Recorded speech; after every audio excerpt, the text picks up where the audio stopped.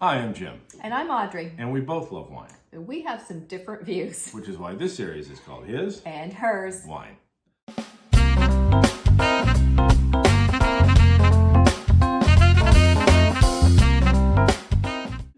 Today, we're starting the holiday season, Yes.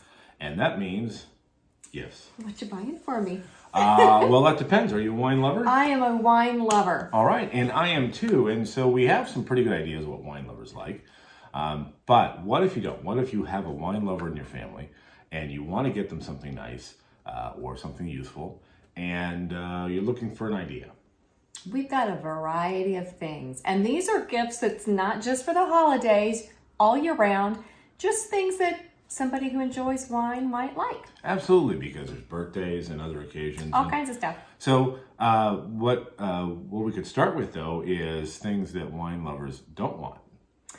Okay. All right. There's a few things that may not be the best idea. Right. Well, so for example, kitschy housewares that have pithy slogans on them. So I need to see where you went Right. with this. Okay, that would be bad. That would be bad. That Or would be bad. you know, T-shirts with smart alecky slogans about wine, or a coffee mug, right, that you take Okay, to work so with joke wine. wine gifts. If the person likes wine, maybe not a joke wine gift. Right, and if you're at the office holding a cup of coffee that has a wine slogan on it, That's going to look like you're drinking your wine for the morning. coworkers are thinking you're an alcoholic. That So may not be good. that's not a good time. Skip that one. So, But I think it's also important to show that we don't have to go really expensive. There's some great, very sort of stocking stuffer kind of little. it's true, and gadget I kind of think things that's that you kind can- of where we're starting today is on that stocking stuffer. When you've got some adult children that are liking wine, it's kind of fun to get them some little stocking stuffer kind of things that are wine related. Absolutely. So the very first thing we do with a bottle of wine when we get it is You gotta open it. gotta open it. You Now gotta open it. there must be 1,000 different ways to open a wine bottle. All kinds of them, and different price ranges and things. So certainly if you have somebody that you want to get them an elevated gift and something really nice, some of the electronic openers are great out there right now, lots of different models and things, but I especially recommend that for a senior person that is having difficulty maneuvering Maybe an opener. some pain in the wrist or joints. Exactly. An electric wine opener is great. It's But fantastic for idea. everyday use, right? I mean, and we have probably a dozen different kind of wine openers in the house. What do we reach for? We reach for This is the one that wins all the time, and it's not just me. I've heard other people say waiter's corkscrew is the way to go. the waiter's corkscrew. There are winged openers. You can find those. Some of them are pretty designs, but this basic waiter's corkscrew, that's the one that wins, and we have a few. When I run in the kitchen, I need to open something. That's what I reach for. Yep, So absolutely. good quality. There's cheap ones out there too, but a good quality one, not very expensive, and that's a great little gift. Yep. And if you already have one, you need another one. If you have 2 of them, you need another one. If you have 3 of them, you need another one. I don't know how many of these we have, but there's always you can always use another one. I shouldn't tell everything we have in the house. Right. That's right. All right. What are some other sort of very inexpensive stocking stuffery kind of things? That If you do entertain a lot, you might want to have a pour spout. I was Pour getting ready spout. to say that incorrect. Oh, we've got like an example over here. Yep. Right? So something that you would put in the top of the bottle, and this would be so you can give, there we go. give even pours. Even pours in there. So, Okay? Yep. So you get that and. Yep. There you go. Make sure all your guests get the same pour.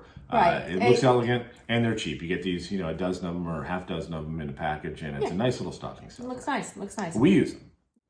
All right, and so now, if you're not going to drink the whole bottle, You're not going to drink the whole bottle. You need to have a way to cork that up. But if you're having too much air in the bottle, that's what you're trying to avoid. You're trying to avoid that oxygen being in contact with the wine. That's what's going to make it go bad. right? So there are ways to cork it up essentially that are pretty and beautiful. You can get little gifts like this. This is a beautiful little wood design at the top. It's cone shaped so it can fit in there nice and snugly, but it's not taking care of that oxygen. So you can have other ways to do that, and I'm just going to show you my favorite today because it's kind of like Oprah's favorite things. I'm showing you what I like. So this right here, fantastic little gadget, and you can find that in all the different wine shops. What it's going to do is pump the air out. So you see this rubber piece is going to fit in there snugly. It's got actual little holes on the top of it. And a little Trying to valve. shake. Yep. And this is going to pump the air out. when you do it, it will actually get a clicking sound when it's at the right place and it's got all the air out. Did you hear that? You do it till the click or till you elbow your husband in the head. One or the other. One or the other will work. Right. But no, I use that all the time, and it will do a better job. It is, of course, wine only lasts so long. If it's white, you're going to go in there. All those rules still apply, but it will help. It's going to last a lot longer with that than just a pretty cork stuck back in. Yep. Certainly better than sticking the used actual cork back in Right. there. Not a good idea. So what happens if you're not doing a regular wine like this? What happens if you have bubbly? If you have bubbly. Ooh, you don't want to put a regular cork in a bubbly. No, and you absolutely. Well, first off, I'm trying to imagine a situation which I don't finish the bottle of wine. It doesn't happen at our house. I much. suppose it could exist, but when it does, or if you're pouring and people are going to come back to the bottle and get another one, or you've got That a does Magnum, a wine stopper, a wine, I forget what they call it, wine hood, a champagne well, hood. and they have different kind of champagne stoppers. This one they usually refer to as a helmet. A helmet, right. And so this isn't a champagne bottle, but what you would do is you put that on and then close it down, and that seals off, and it seals those bubbles inside. This helmet, when you press it down here, the bottom part, once it clamps, grabs just underneath the lip of a champagne bottle so it fits. You sit there and go home wondering that's how that works, but they do great. They do great, and especially if you're going to have that champagne bottle open for a while. Right when you go back for your second glass, you don't want it to be flat and dead. That'll Right. preserve the bubbles. So So what happens in the event that you only want one glass of wine that night? And well, that's a great thing because you don't always have a group of friends around, and usually you're not going to sit and drink an entire bottle by yourself. Maybe just one little glass. occasionally, Wednesday night or something, and occasionally I might like a different wine than you want for the evening. just occasionally. Just imagine It that happens. happening. Yeah. Imagine that. So surprisingly, I have the answer in the house because So what do you do? Randomly that What do you do? So here's a great bottle of wine. There's a fantastic. this is- It's a nice this is Malbec, mine. and it's one of her wine. I took it off hey, her shelf, hey. and that's going to be my what we drinking later, okay? But All right. I have to stand up to get some leverage on this, if this is okay. all right. So what is this called? This is a Coravin. A Coravin. A Coravin. So a Coravin is designed, again, to not only take air out of to replace air that you remove out of there, but to put argon gas in its place so that really keeps the oxygen away from it. It is meant to design to make it last for a very long time. We haven't taken the cork out. So you've still got the cork, and this is what it's going to do. I'm going to grab it on. So this piece out, you can see very well. It's like a needle. That needle is going to puncture down through the cork, and then when you remove it, the cork is going to self-seal around it. Okay. So when he's saying self-seal, that definitely means you have to have a real cork. So please, no rubberized corks in there. Won't work on a screw top. No, and they do have things that you can get for a screw top. Personally, I'm sorry, I think it works with a cork, and if it's a screw top, I personally wouldn't use it, but they have that product out there if that's what you want to do, no problem. So there is an argon gas capsule in here. Okay. And they come in these little boxes of argon capsules. See, I don't know if you could hear that actually. Probably can't even see it happening.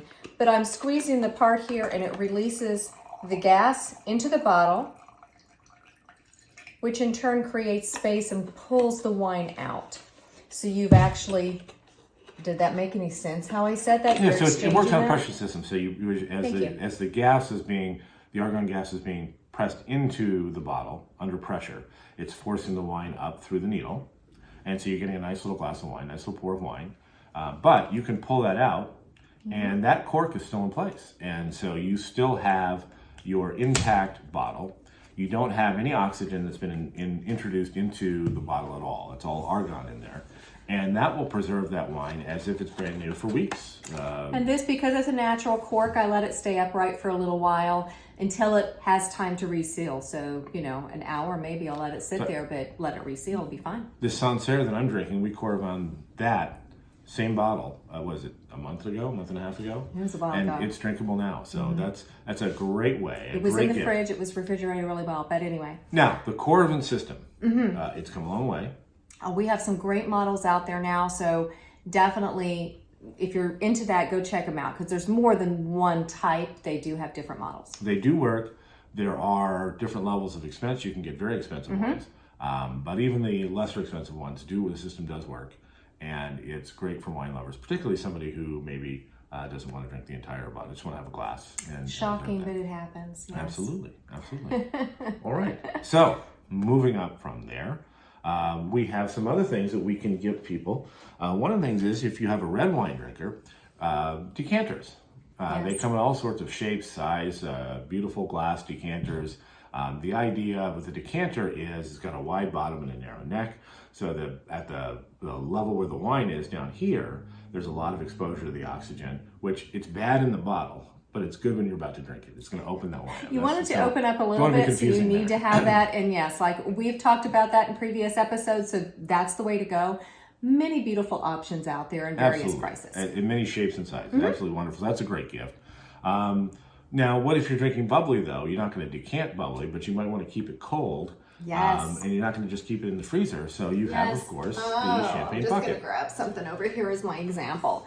So this one, I like it because it's for the winter time, looks really beautiful, nice and silver and festive, but this is a great ice bucket. And for chilling champagne, we've talked about that before. There's nothing better than an ice bath, a little water, a little bit of ice to quick chill and keep a champagne cold. Right, you can use it on white wines too, but definitely the champagne bucket, one that's classy, nice, elegant, is great. You can also get the traditional ones, steal one from a hotel, whatever you fancy, but those make great gifts too. Not the stolen ones, don't steal one. Don't steal one. They also have, I think they're called double-walled, a stainless steel, and you might see these in restaurants a lot, that don't require ice. So that's kind of a classy, elegant thing to do. And they can work well. I find that they work well for a short period of time. This is not something that you do in an outdoor bridal party. But what I find with this, because I think there's a gel in between the two, the inner layer and the outer layer, that retains the cold. So they put those in the freezer, they take them out and they put the bottle in.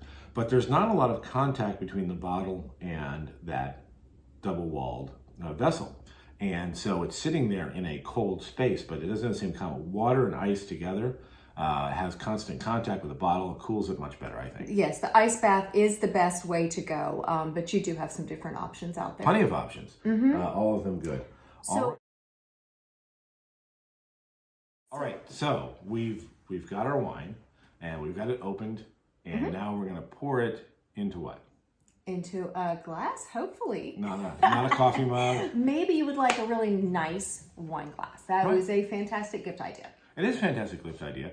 And they make wine glass. We use a generic. This is a white wine glass. We use a generic one here. It's one we use for tastings when we're out with clients.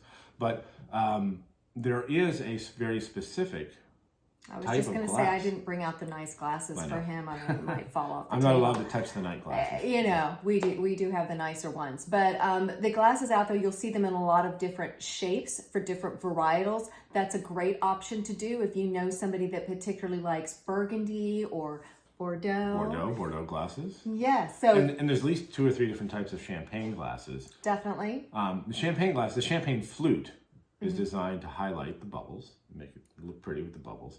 And the shallow bowl, which the legend is that it was designed, shaped after Marie Antoinette, or part of her anyway. And really, I think the bowl champagne goblet, I think is really just so that you look cool at the party, which is a good thing too. Yes. However, so things to think about. What they're looking for is a glass that is thin. So high quality thin glass, so a good crystal, and they have crystal, right. Yeah, that's the way to go. One of the more renowned or known that I've seen rated as the best out there, and I'm going to mispronounce this. We'll put all this information in the attachments, but it's Schott Zweifel. Yep, I know. I was just going to say it real fast. But I know what it is when I see it and everything. It is a very high quality good. You'll see Riedel out there. Riedels are very well known. And again, good quality glassware. Then you go for whatever varietal you think you want to get for somebody.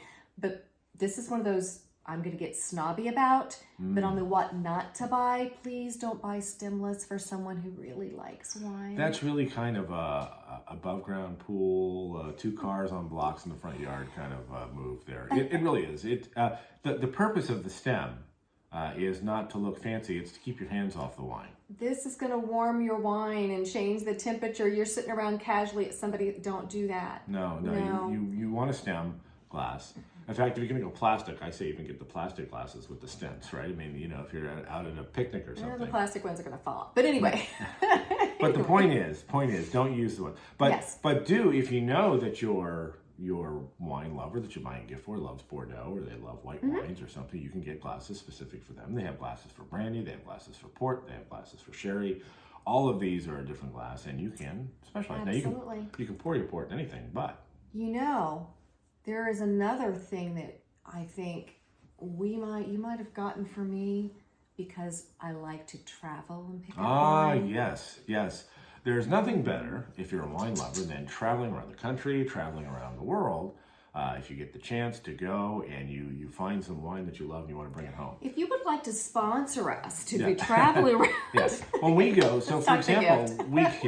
when we go, and if you're going to go on an airplane, right, you don't want to be shoving, rolling up the bottles in your sweaters so they can break, and what have you. So they do have the wine suitcase, and I'm going to lift ours up here. This is one we use. I don't know if you can see it very well.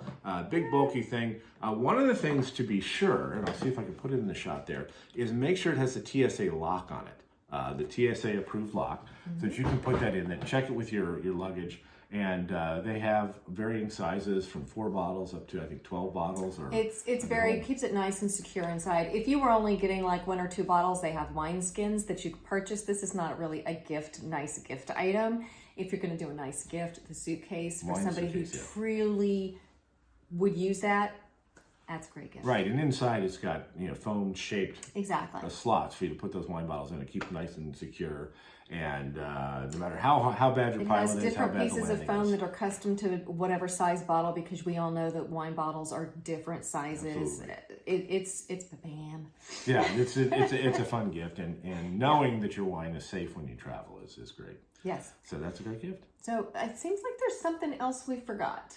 What do wine lovers really like? What? Wine.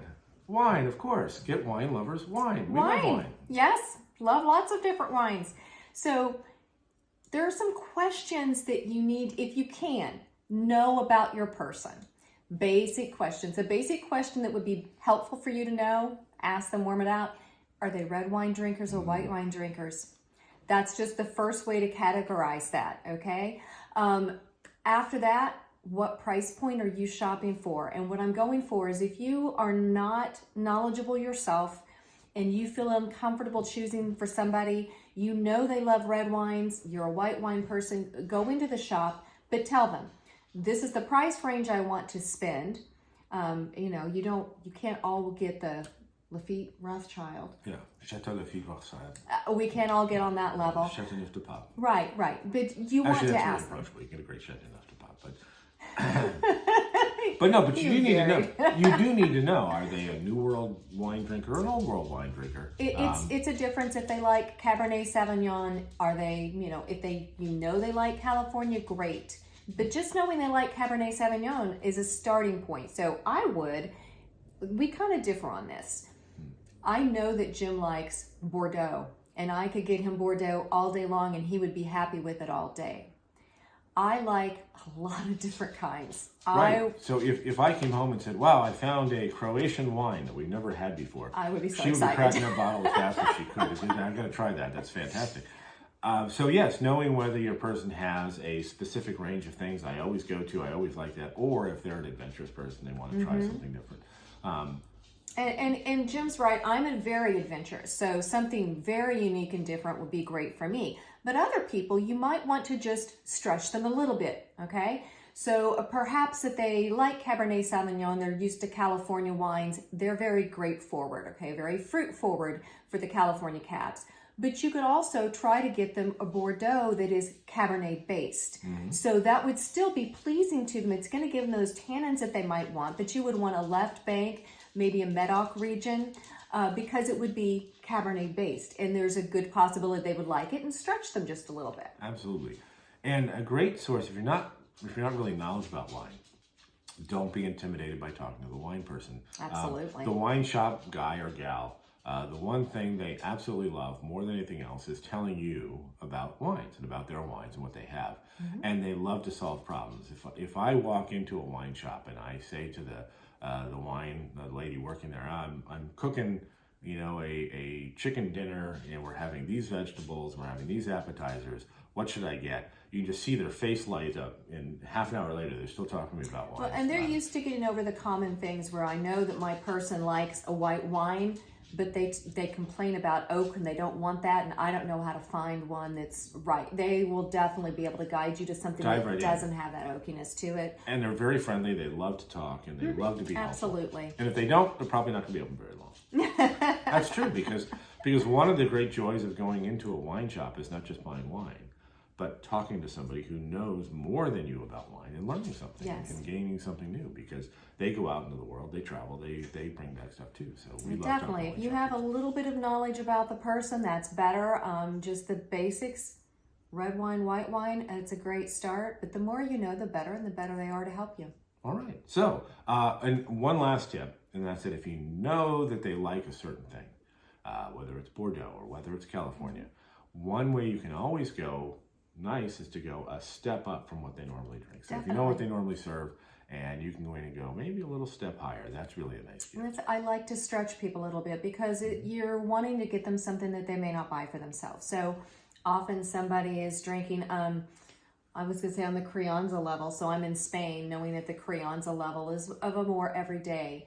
And you can go up to Reserva and a Grand Reserva. So different areas have different ways of stretching, and that's kind of what we're thinking about. Right, and sometimes there's just, if you're willing to spend, right, there's some really special wines out there that you can go out and you can spend $200, $300, $400, $600, but you can get a really spectacular bottle of wine for $100. Yes. And you think about it, what was our last grocery bill? It was, more than that. So it's not like it's even that special anymore. No, you can get some really spectacular wines in the $50 to $100 range, and some really out of this world range when you get up over $100. You can also get some ones that are sort of masquerading up there as marketing purposes, but that's where the wine shop owner is going to come in handy. All right. Absolutely. So that's how we give gifts. So what are we drinking tonight? Okay, well, I was so lucky to need to explain my Coravin. So that meant that I got to get my nice bottle out here. So again, know your person. I happen to love Paul Hobbs wine. He has many California wines that are really on a higher level. This one is a Malbec that he has out of Argentina. This is Braemar. And again, I love anything Paul Hobbs. If you were buying from me and you knew I liked that, you could get any variety of levels in different areas. He's like on 7 continents. It's ridiculous. But that's what I'm drinking today. Paul Hobbs, great wine. We had this bottle of Sancerre that was beautiful, that we had Coravin. Gosh, when we did, in fact, when I did one of these videos a month ago or so, and just out of curiosity, I opened it up tonight. It's fantastic still. So I'm still drinking this wonderful Sancerre from France. So that's what I'm drinking. I'm so glad it is still good. That's wonderful. Absolutely. Wonderful. Drinking it the whole video here. So. All right. Well, cheers. Cheers. Yeah, I love it. Okay, I'm going to forget my lines because I'm busy drinking the Paul. Okay. No matter what your view is, just enjoy.